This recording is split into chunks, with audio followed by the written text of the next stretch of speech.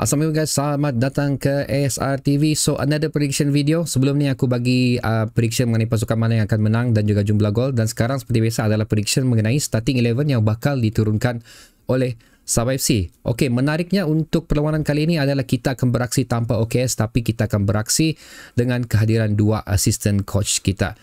Alamak, aku lupa lagi nama yang dari foreigner tu, tapi salah seorangnya adalah foreigner tu dan juga Alto Linus lah. So ini adalah merupakan aksi pertama mereka untuk mengendali sepenuhnya perlawanan Sabah FC bagi menentang Penang ni. So itu adalah merupakan satu highlight yang menjadi tarikan utama untuk perlawanan ni. So aku harap kita semua akan turun ke stadium, penuhi stadium, kita support kita punya assistant coach ni, kita support kita punya pemain ni. Kita bilang orang ubati luka yang telah kita dan juga mereka lalui hasil daripada perlawanan menentang Seri Pahang tempoh hari. So prediction ni guys, aku rakam video ni lebih awal. So setakat ni belum ada apa-apa informasi lagi daripada apa pengendali pasukan Sabah FC lah tentang kecergasan pemain dan juga pemain siapa yang bakal turun. So again, ini adalah berdasarkan daripada apa yang aku ada setakat ni. So dia akan ada dua video ni. Aku akan beri starting 11 sekiranya semua pemain fit, dan starting 11 sekiranya pemain-pemain yang tidak diturunkan pada perlawanan sebelum ni masih juga tidak beraksi. So jom kita mulakan. Okay guys, aku akan mulakan dengan sekiranya semua pemain kita fit bagi perlawanan ni. So aku yakin kesebasan utama yang telah digunakan oleh OKS sewaktu perlawanan PDRM, Kelantan dan juga Kuching akan diturunkan sekali lagi, kerana bagi aku ini adalah kesebelasan yang terbaik setakat ni. Apa yang telah mereka tampilkan cukup memuaskan setakat ni, walaupun masih banyak ruang dan juga cara permainan perlu diperbaiki. Masih keserasian pemain tu masih perlu diperbaiki lagi, tapi bagi aku sekali lagi ini adalah yang terbaik setakat ni kita miliki. Dan bagi aku pemain yang sepatutnya, bagi aku ada kesilapan yang telah dilakukan oleh OKS waktu perlawanan menentang Seri Pahang tu. Aku kurang pasti juga kenapa Sadil tidak diturunkan lebih awal.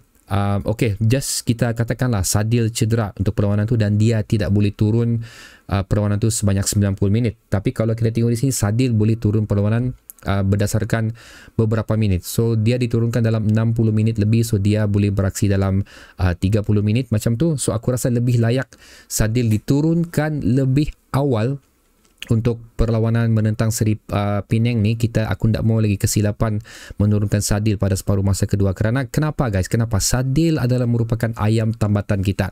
Itu aku boleh cakap. Aku ada melihat artikel yang telah dikongsi oleh peminat kita juga yang mengatakan Sadil sepatutnya layak diturunkan bagi setiap perlawanan. Walaupun beliau tidak fit, tapi at least beliau perlu di start terlebih dahulu. Kerana keperluan Sadil, bukan aku cakap Sadil saya kita maulah, yang lain-lain pun okey juga, tapi contribution Sadil untuk Sabah FC setakat ni amat diperlukan. Bagi satu adalah untuk mengucar-ngacirkan pertahanan lawan, kedua mencipta peluang, ketiga adalah untuk menjaringkan gol. Itu kenapa Sadil cukup perlu berada di starting 11. Tapi sekiranya dia digantikanlah lepas tu. Tapi again, dia perlu dimulakan terlebih dahulu, kerana Sadil ni memang kesimpulan dia ayam tambatan lah. Okay, ayam tambatan lah.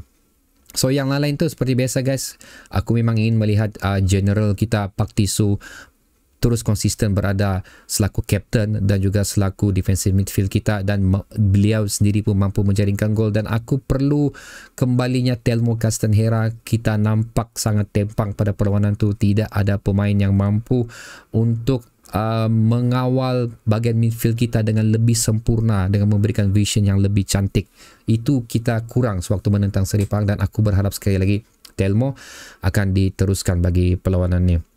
Dan sekiranya guys, sekiranya lah kecederaan masih lagi melanda beberapa pemain kita, so aku pasti apa yang telah diturunkan oleh OKS, pengendali assistant OKS lebih kurang begini. So defense kita akan kekal. Jafri akan diteruskan untuk mengisi kekosongan Rizal Ghazali sekiranya beliau masih belum sembuh. Jafri juga telah diberi pujian sebenarnya di sepanjang aksi beliau sewaktu menentang Seri Pahang tu. Dan of course seterusnya Stuart Wilkin akan bergandingan dengan Pak Tisu. Dan again bahagian hadapan aku masih memerlukan Jilton, Darren dan Sadil. Kenapa? Walaupun Jilton belum lagi memberikan impact yang cukup besar, tapi aku mahu link up keserasian di antara ketiga pemain ni ditimbulkan dengan lebih cepat. So mereka perlu beraksi bersama-sama sekali lagi untuk perlawanan ini. Walau macam mana pun aku masih juga ingin melihat Njoku untuk turun pada perlawanan ini. Sekali lagi tidak pasti kenapa beliau tidak diturunkan. Ada rumours lah mengatakan beliau cedera, tapi masih juga tidak pasti rumus itu betul atau tidak, tapi itulah kenapa dia tidak tersenarai dalam kesebelasan utama maupun simpanan masih menjadi persoalan aku. Dan of course aku ingin juga melihat Badrul Bakhtiar kembali beraksi di position asal beliau. Beliau pernah diturunkan pada perlawanan sebelum ni, tapi kita tengok beliau telah digantikan untuk berada di bahagian attack, bahagian forward, di mana bukan position dia. Okey, aku mau dari dulu ni, dari season lepas lagi, aku mau Badrul Bakhtiar berada di center midfield bertindak selaku playmaker. Itu yang aku mau sekiranya Telmo tidak ada. So ini akan menjadi rebutan lah di antara Stu ataupun Badrul. So itu macam 50-50. Aku tak pasti siapa yang akan diturunkan, tapi aku berbanding Stu dengan Badrul, aku lebih mau melihat Badrul berada di position ni.